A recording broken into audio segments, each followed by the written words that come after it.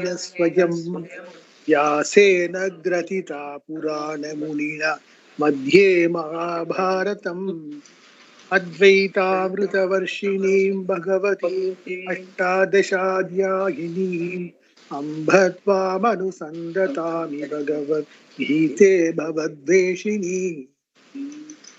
Verse 40, Krishna answers, anyone who performs good actions never comes to a bad end.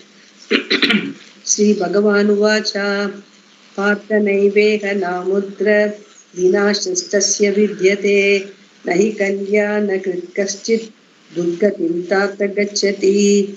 Sri Bhagavan, Lord Krishna, Uvacha said, Partha, O son of Pritha, Tasya, for him or her, Vinashaha, destruction, here, na eva vidyate, indeed is not, na, nor, amutra, in the hereafter, tatha, O my son Arjuna, he, because, kaschit, anyone, kalyanakrit, who performs good actions, durgatim, a bad end, na gacchati, never reaches. Sri Bhagavan said, indeed, Partha Arjuna, there is no destruction for him or her, neither here nor in the hereafter, because anyone who performs good actions never reaches a bad end. Again, the person being discussed in this verse is that sannyasi, that yogi, who was referred to previously as Ubhaya Viprashta, one who had fallen from both Dharma Marga and Yoga Marga for the reasons we have already seen. In fact, the person is not Ubhaya Viprashta because here Krishna says that there is no falling as such. For the sannyasi who has not completed the job properly, destruction is not there.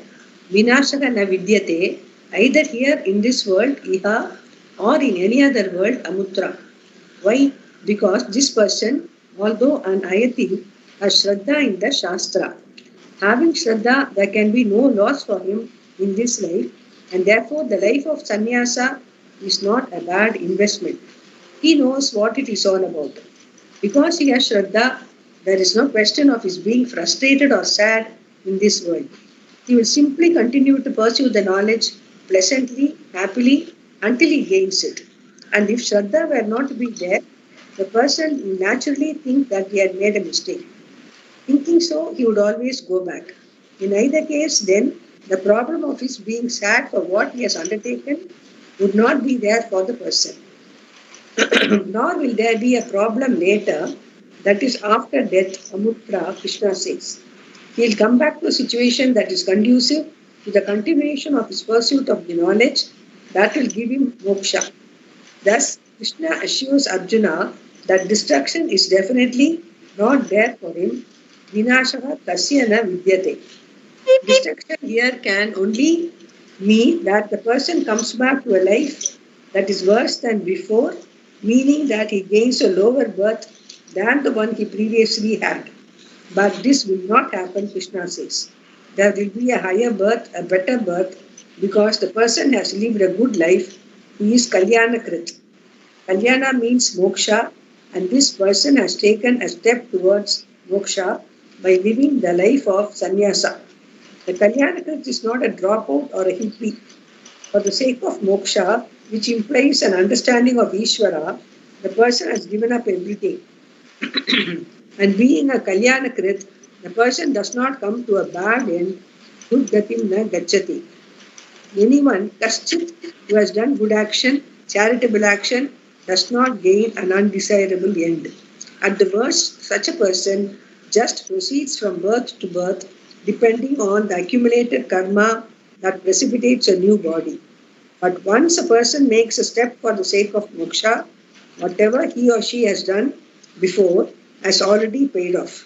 The moment the person turns one's attention towards oneself, there is no going back.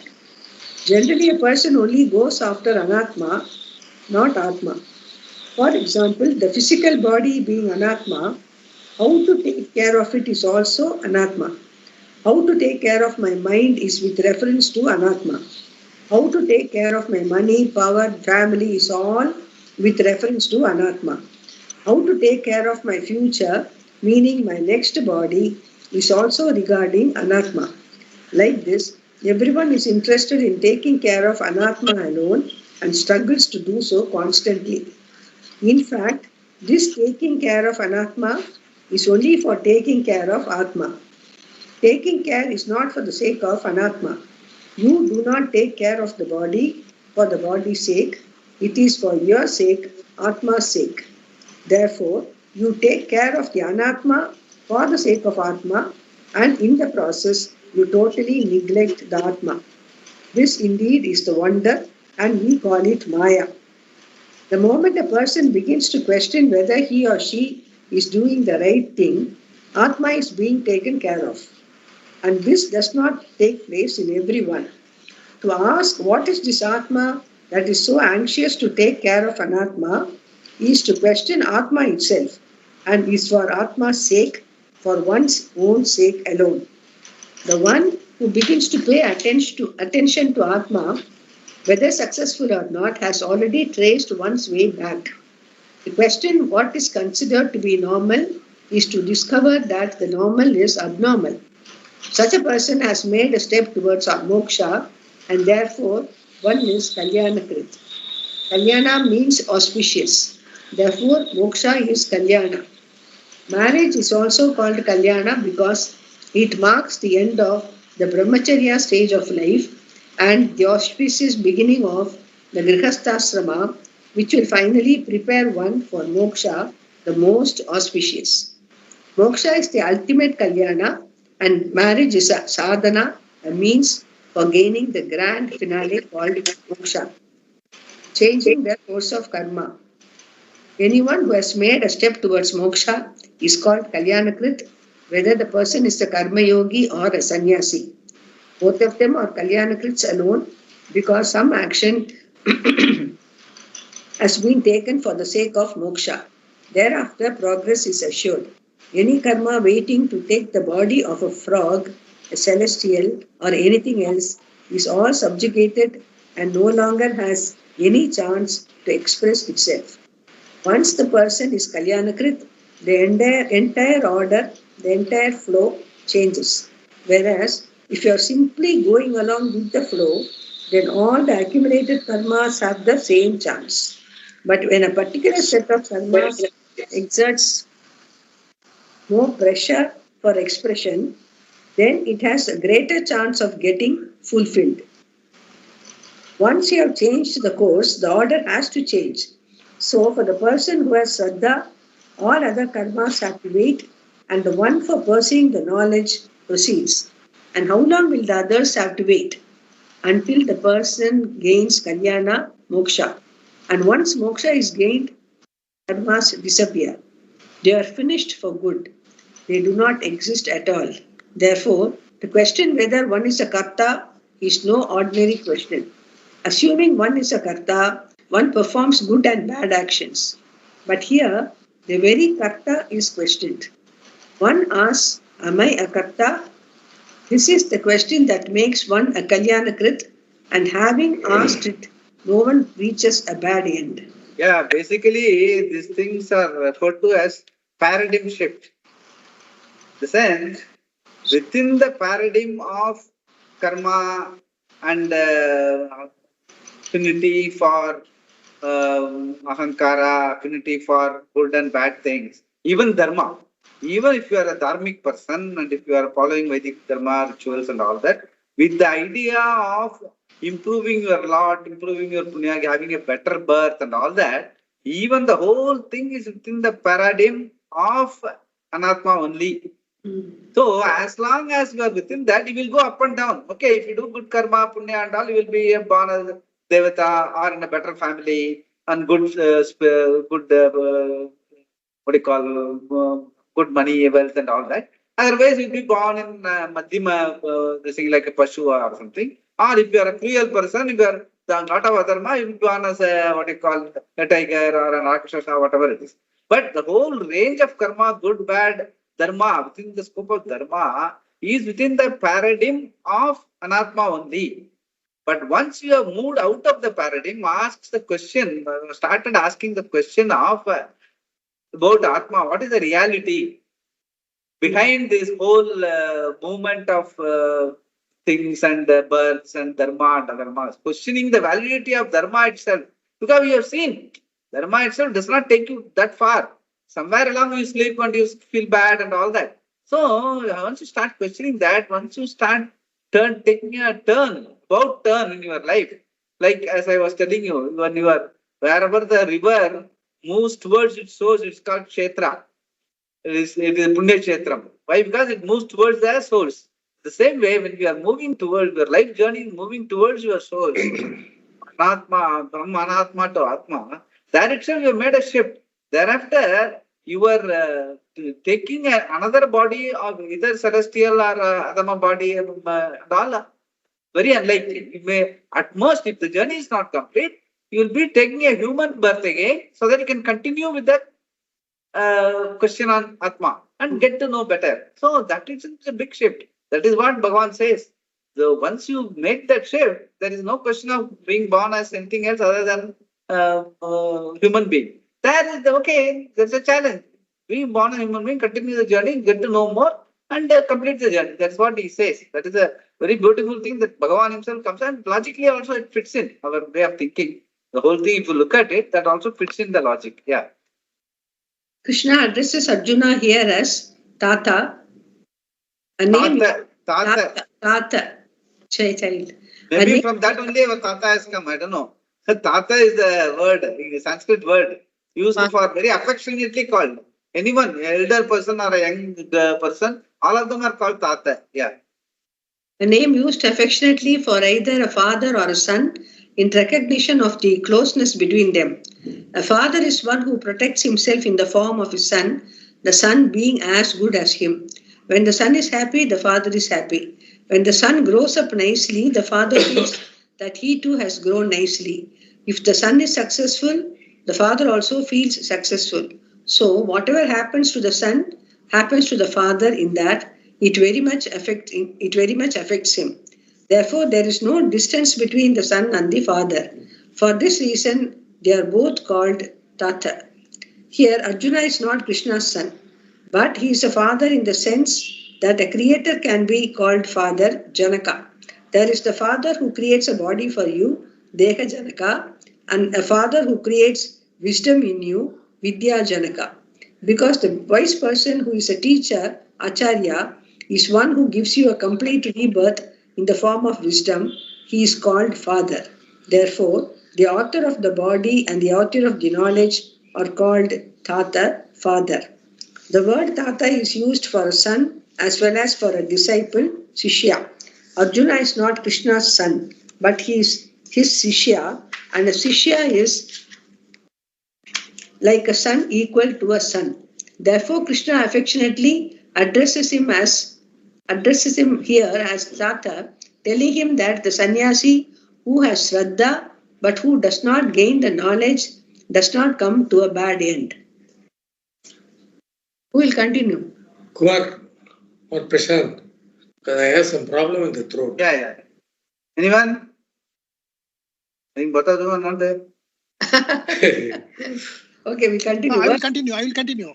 Yeah, I will continue, but only I have to pick up. Krishna addresses Arjuna here as Tata. Verses 41 to 44. Verses 41. Okay. Yeah. Shall I read, uncle?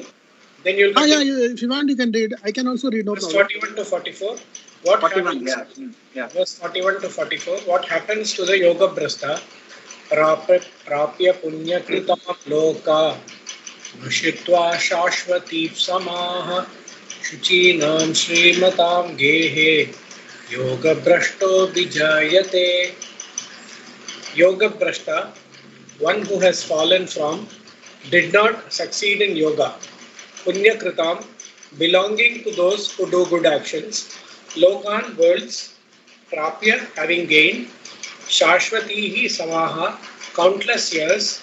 Ushitva, having lived there. Shuchinam, of the people committed to dharma.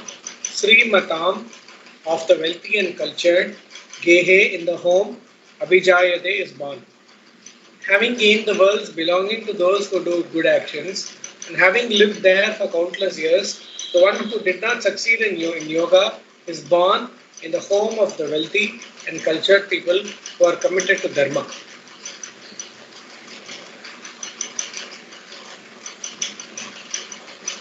Both Ihaloka, the here, and Paraloka, the hereafter, are covered in this verse. Punyakritam Loka refers to the worlds, lokas gained by Punyakritas, Punyakrits, Punya Karmakrits, those who have lived a life of Dharma, performing good actions that produce Punya. Having gained these worlds, Prapya Punyakritam Lokan, how long does this person live in these worlds?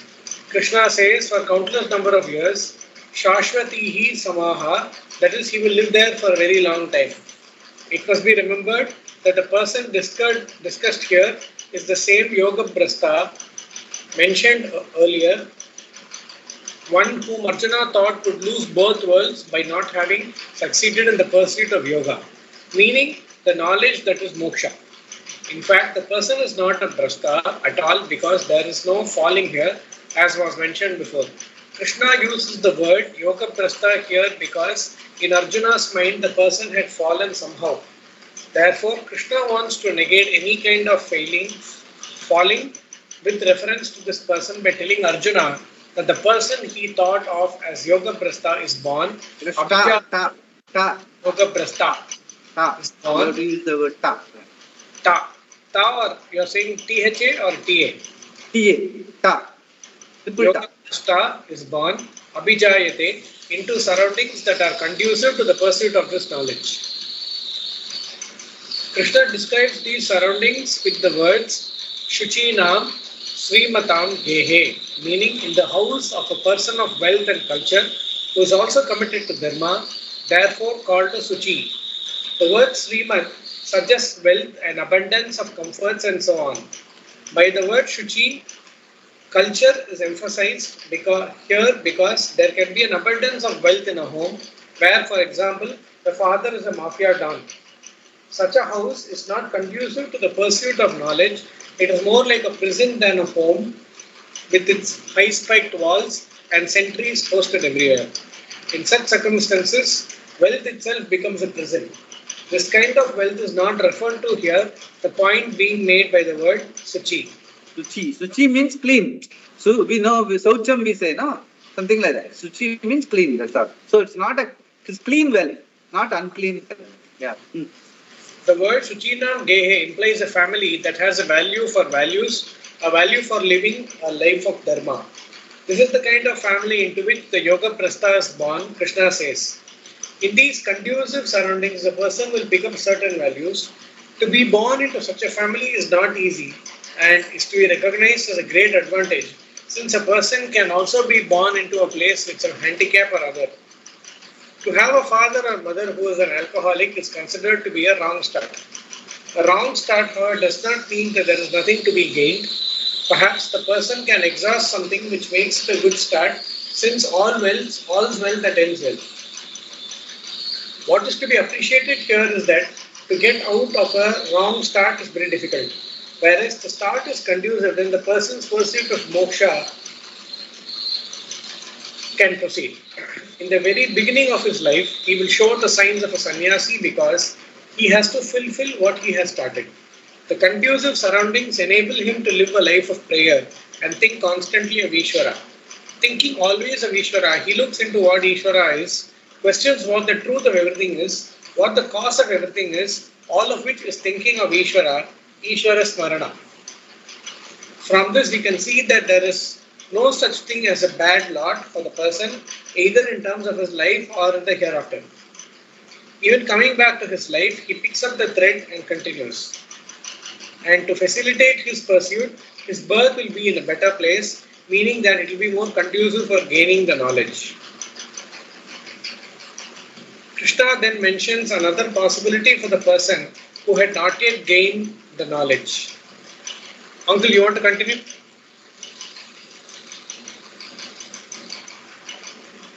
Okay. Atava yoginam eva bhavati dhimatam. No. Atava yoginam eva kule. You have to say kule. Dhimatam etadvi durlabhataram loke janma yadidrisham. Atava or dhimatam. of people who are wise, yoginam of yogis, eva, indeed, who lay into the family, bhavati is born, yet idrisham janma, a birth such as this, hai, indeed, he, indeed, loke, in this world, etat durlabhataram, this is very difficult to gain. Or he is indeed born into the family of wise yogins. A birth such as this is indeed very difficult to gain in this world. We have seen that there is no such thing as a bad lot. Durgati for a yogi, a sannyasi who has the desire to know the self. Anyone who has taken a step towards knowing oneself has already initiated a process of unwinding oneself from samsara. One winds oneself in samsara by karma without even questioning whether one is a karta or doer. Then, within the samsara, retaining the doership centered on the self, one tries to accomplish various ends. And these ends are accomplished on the basis of the desire for something other than Atma, all of which we saw earlier. Here, you are questioning the very Swarupa of Atma.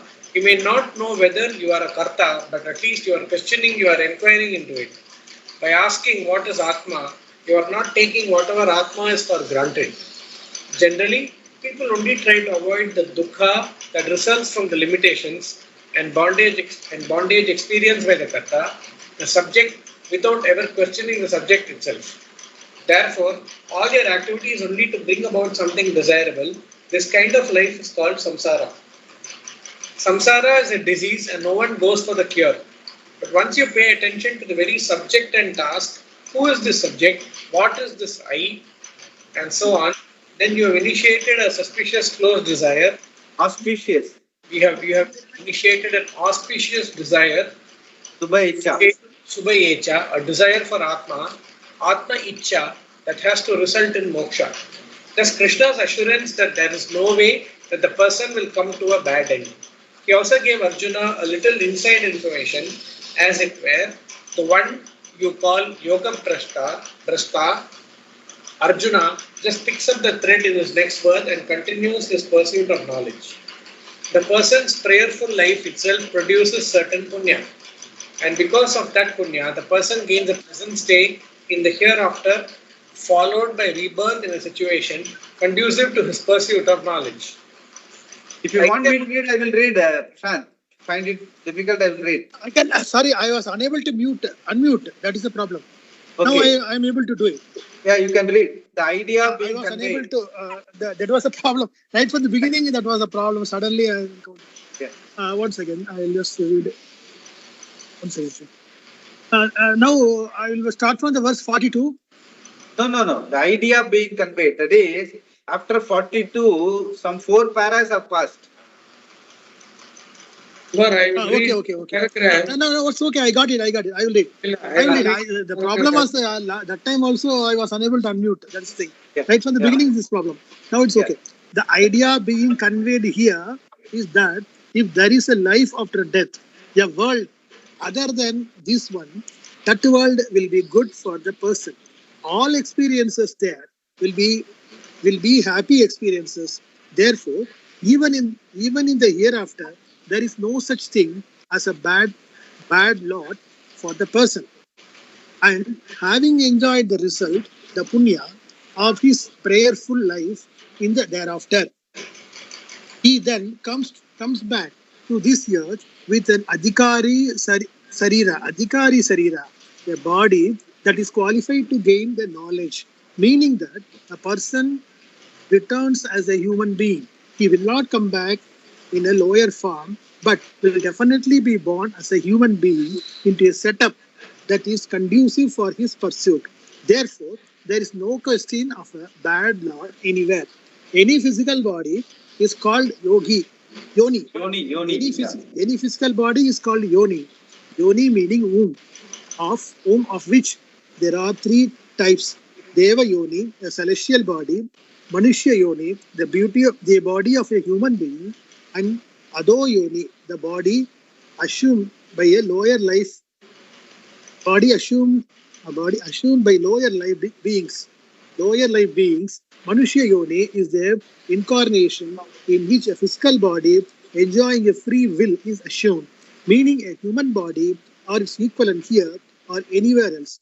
A person need not be born on this particular planet necessarily, but in some setup or other he will be born. Here, Krishna describes the setup into which the person under discussion will be born as the home of a person who is highly cultured and wealthy and at the same time righteous. Tuchinam, Srimatam, Chinam Srimatam Gehe. Yeah. Tuchinam, Srimatam, Gehe. There may be wealth, but there will also be culture. And if there is no wealth, there will definitely be a lot of culture. The family will also be highly ethical and committed to living a life of values. In this way, the person does not have a false start, a start that is handicapped in any way, and therefore can easily pick up the thread of his pursuit of the knowledge. Even better is to be born into a family of yogis. Or Krishna, or is okay. Or Krishna goes on to say that his or is or. Yeah, war, correct. Or Krishna goes on to say that the person can be born into the family of a karma yogi, a mumukshu. A father can be a cultured person, a religious person, and perhaps a wealthy person without being a karma yogi. Even to be born into such a family gives a person a good chance to gain the knowledge that is moksha. But if the person is born into the house of karma yogi, he has an even better chance. Is the point of Krishna is the point Krishna is making here. Is the point Krishna is making here. In this verse, yogis refer to karma yogis since sannyasis do not have families, and these karma yogis are also well-informed people, animates. No. Dimats Dimas means Buddhiman. Yeah. Dimatam, Buddhiman. Okay. Yeah, correct. Dimat, Buddhiman. Because the word Adimatam is used here. The father can be either jnani or a mumukshu. The very least he will be is a mumukshu.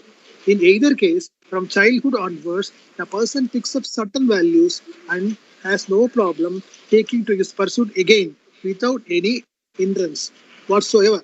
In other words, he will not need to work through problems related to his past, etc., because there is no problem. In this commentary of this verse, Shankara took the family of yogis to mean a family in which there is a lack of wealth. He said, Daridranam yoginam. Daridranam yoginam kule. So Shankara refers to yoginam kule as daridranam. Generally, people who are doing only Vedic pursuit may not be very rich. So that is why he says daridranam yoginam kule. Yeah. Daridranam yoginam kule. But where the father is a yogi, a poor man can also be a beggar, and to be born into such a home implies all kinds of problems. Whereas here, the father is a karma yogi and also a well-informed person who has no wealth whatsoever. He is a pandita, a brahmana. There is no such thing as a rich brahmana, because to be true brahmana, a person must have no wealth. Therefore, Shankara was actually praising poverty here.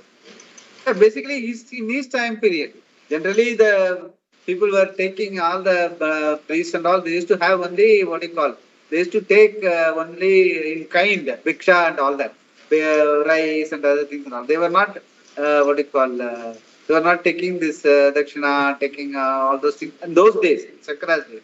So that is why he said they are not wealthy people, but they have a decent house and all that, where they don't get tempted. They pursue only knowledge. So that is their lifestyle. That is what he is mentioning by saying that daridranam yoginam kule. People who are not having funds, basically not having wealth. They are not sitting on wealth. They are only living, making their life. So, yeah. To be born as a human being, there has to have been some punya and papa. The poverty of the person will exhaust all his papas, and his punya will be available for yoga. In this way, a person can take to the yoga track, the jnana track, without any let of hindrance. This is why Shankara said that it is better to be born into the family of Karma Yogi who may not be rich, who may not be a rich man, to be born into a rich family that has a lot of culture. Riches have a way of getting into your head and creating certain complexes that become problems. Poverty can also create complexes. It is true. Both inferiority complex and superiority complex and problems that have to be dealt with. But if you are born into a family where there may not be riches, but where the parents are yogis, there is no problem because they are yogis. The value structure is sound and the person does not have a complex that I am poor. Even though there is no money, he does not think of himself as a poor person. Instead, he thinks of himself as a blessed person. To have the parentage where both parents feel blessed to be what they are, even though they have no money, is the right person. It's the right parentage. The point being made here is that if there is money, that is fine. But if there is no money, it is better, provided, of course, the parentage is proper. Why two different kinds of families? Why does Krishna mention two different kinds of families in these two verses? Should not every yoga brishta be born into the same kind of family? Nor no. The family one is born into depends upon the person's karma, their accrued punya and papa, and everyone's punyas and papas differ. These punyas, papas determine where a person is born, who is who his parents are, whether there is money or no money, etc. Wherever the person is born, however, he retains his yoga samskaras, those impressions, those tendencies that he had gathered before. In other words, he comes along with his previous impressions in the form of potential tendencies, which often manifest very early in life. A baby who cries all the time may become a musician, and a child who destroys everything inside may become a civil engineer. Let us say. These tendencies are what we call. Swamiji always has this humorous, he thinks a lot, I tell you, lot of this, what they call lateral thinking. He's a very lateral thinking person. As he talks now, he will come out with something out of the blue examples. That is a very beauty thing. Yeah. These tendencies are what we call samskaras and they manifest in your life without your cultivating them. This is why two children who are born in the same parents are so different. One child has certain tendencies and the other child has other tendencies. One child goes for music and other for art because of their samskaras. These samskaras are what is meant by prarabdha karma. Prarabdha karma. The karma, the result of a certain body being born into a given situation and having a particular set of experiences. The samskara have no manifest. Have to manifest. Themselves. Have to manifest themselves, and they do so, through certain professions, etc. Yoga samskaras are the same. They will be there in the psyche of the child, whether he is born into a cultured family, committed to dharmas, or into the family of karma yogi. So that is why he says he is giving a range of births possible, taking into account even though you may have a yoga samskara in the sense of pursuing this knowledge, along with this there will be other samskaras, punya, papa and all that. Depending on that mix, you will be born into a wealthy family or a poor family or a cultured family, etc. Irrespective of all that, you will exhaust all those karmas because of other papas, punyas and all that. Having exhausted them, you will come to again study and you will continue the study. The study will not go waste. You will catch the thread and continue. After exhausting those samskaras, some ups and downs may be there, but you will continue. That's what the Bhagavan is assuring them. That is why he is giving the range of yonis. Yeah. Therefore, the criterion is not to be born into the particular kind of family. This does not come into the picture at all because there is no necessity for it. Wherever a person is born, wherever the person is born is fine. Because wherever the person is born is fine. Yeah. Because he is born with the yoga samskaras. However, certain opportunities are necessary so that the yoga samskaras that manifest will not be overwhelmed by adharma samskara, which is also possible. because wrong tendencies can be gathered as a child. These can overpower the yoga samskara you had previously gathered. In order for the yoga samskaras to manifest naturally in the form of serious pursuit of knowledge on the part of a person who is previously a yogi, the born again yogi should not be overpowered by a life of adharma, wrong values, false values, etc. Therefore, it is important for this person to have the proper setup of being set up to pick up the thread and continues from where he left. A seeker can be born anywhere. These two verses do not imply that everyone who takes to this pursuit has to be born in one of these two places, either in a rich cultured family or in a family of karma yogis. That is not the point here. The point is that those who desire self-knowledge are born everywhere. But we are not talking about all seekers here.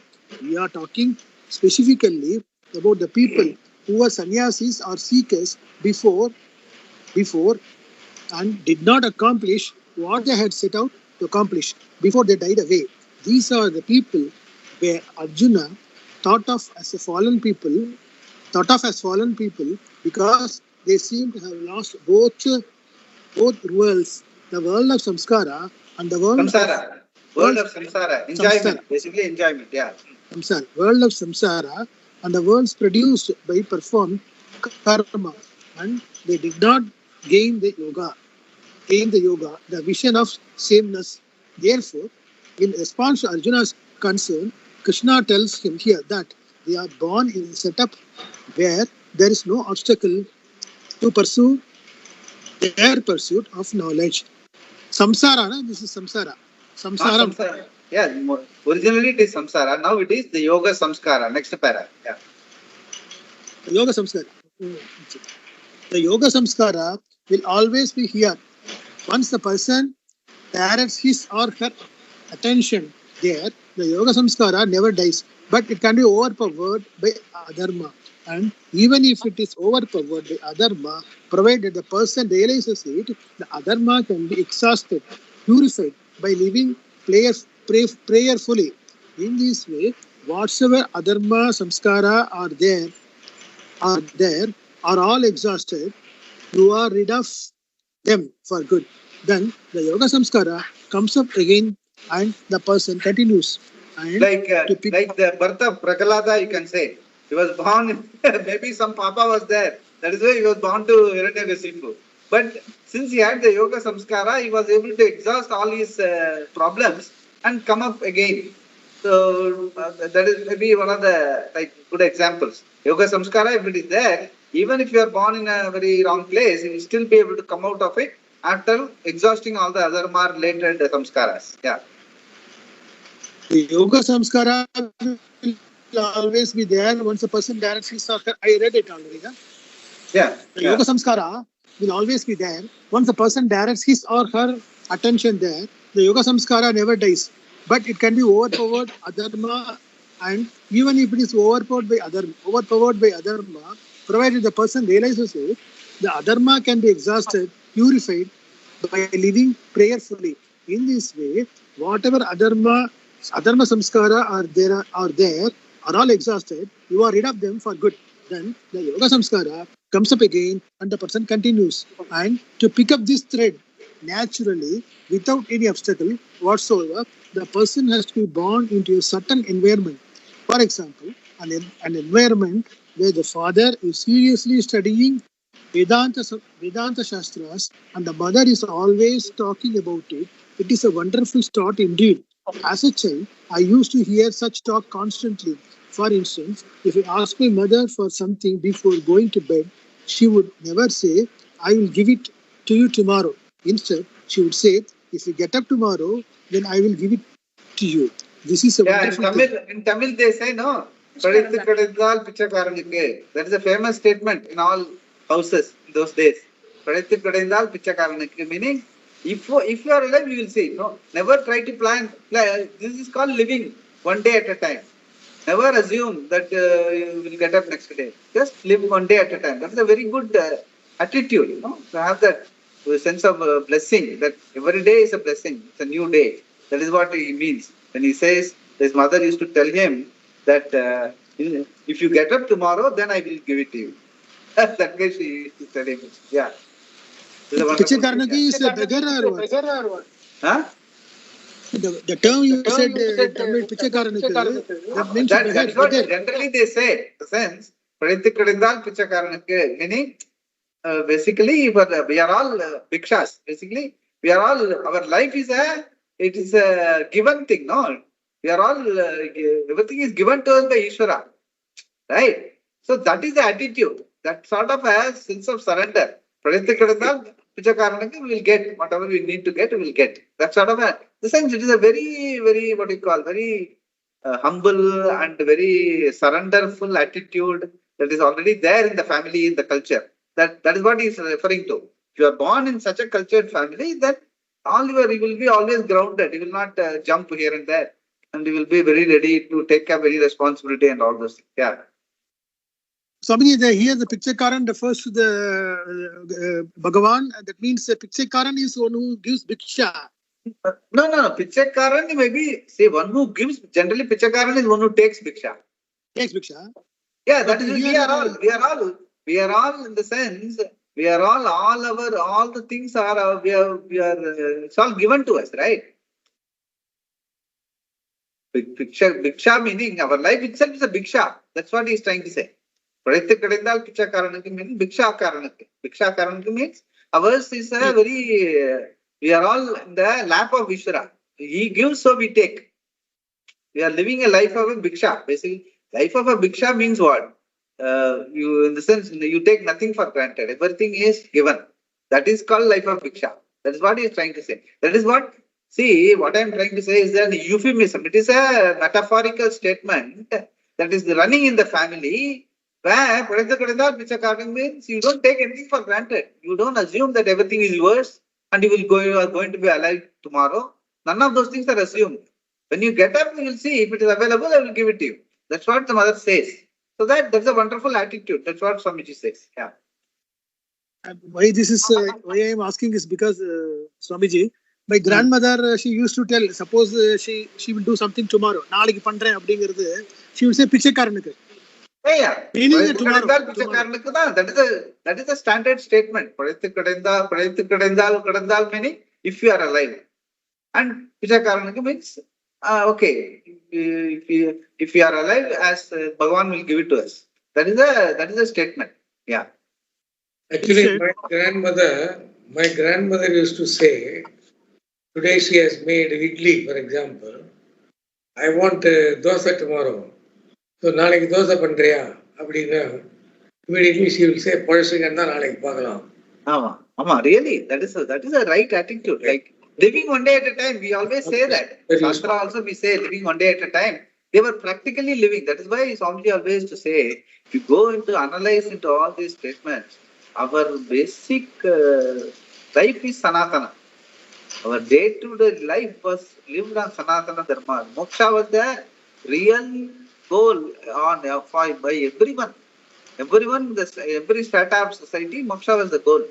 So they always, whatever they were doing, they were living like that. So they never bothered about the richness of others or you are powerful, not powerful. That equity, which you are talking about today, there is no equity. There are so many people are rich. 1% of the population is very rich, others are not, and you try to redistribute wealth, socialism, communism, and all those things. It is basically coming out of a lack of understanding of what is life is all about. Life is equity only as a moksha. Human being can claim equity only as a moksha purushartha. Only as an awareful being only you can be equal. That is the reality. Everything else is plus minus will always be there. One fellow will be tall, another will be short. A tall fellow is called tall because there is a short fellow nearby. Otherwise, why is the person of tall? Everyone is equal. Why is the person of tall or short? So it is ridiculous to think there can be equity in society by way of wealth, by way of comfort, by way of education, by all those things. It is all wrong understanding of life. This is the right understanding. Right? Everything is given. There is, and the only equity is you as a awareful being, you as a being, you as Atma, or all of us are equal. That is you are capable of knowing that. That is where we should zero in. Once you have that, once you make your life, turn the page, or as I am telling, the paradigm shift is there towards Atma, Antarmukho Bhava. That is one statement in Shastra. Antarmukho Bhava. Turn your attention to you. Then the whole thing starts. The paradigm shift. This is called paradigm shift. Generally in management and all, they talk about paradigm shift. This is the paradigm shift one has to take in human life. Then the equity is immediately you are granted. Then you are the richest person in the world. Because as Atma, you are one with everyone. There is no one superior to you or inferior to you. That is the thing. That is what we are trying to, by various ways, Bhagavan is trying to get us there. Yeah. Actually, my elders, they used to quite often say, Piche karne ke. Yeah. But this is a famous statement. Generally, also they won't say. They say Piche karne ke. Yeah, maybe that is. Say they know some better. houses they might have missed that, but the entire statement is like this only. That is what. Not everyone will say that. The other part of the sentence is assume that you know. That is how it is. It is Ahupayer, something like. Yeah. Instead, she would say, if you get up tomorrow, then I will give it to you. This is a wonderful thing. If you get up means if you survive. And my mother was not the only person saying this. Every other mother in India did the same thing. It is the culture. There are no promises. No promises. No promises. Only the attitude. If you survive, you shall see. This means that from childhood onward, you accept the fact that you do not have the complete control over everything. The importance of an attitude of acceptance. Control is a problem because you want to control all the problems come. Because you want to control, all the problems come. Yeah. You want to control, all the problems come. Whereas, if you accept that there can be many a slip between the cup and the lip, that there are certain things that you have no control over, then there is an attitude towards life that is very healthy. You do what you can and you are ready to take what comes. To have this attitude from childhood is a very good start. Whatever other problems there may be. If everything else is also conducive, if there is education, values and communication, it is a very wonderful start indeed. Such a start it was Krishna is what Krishna is referring to in these two verses.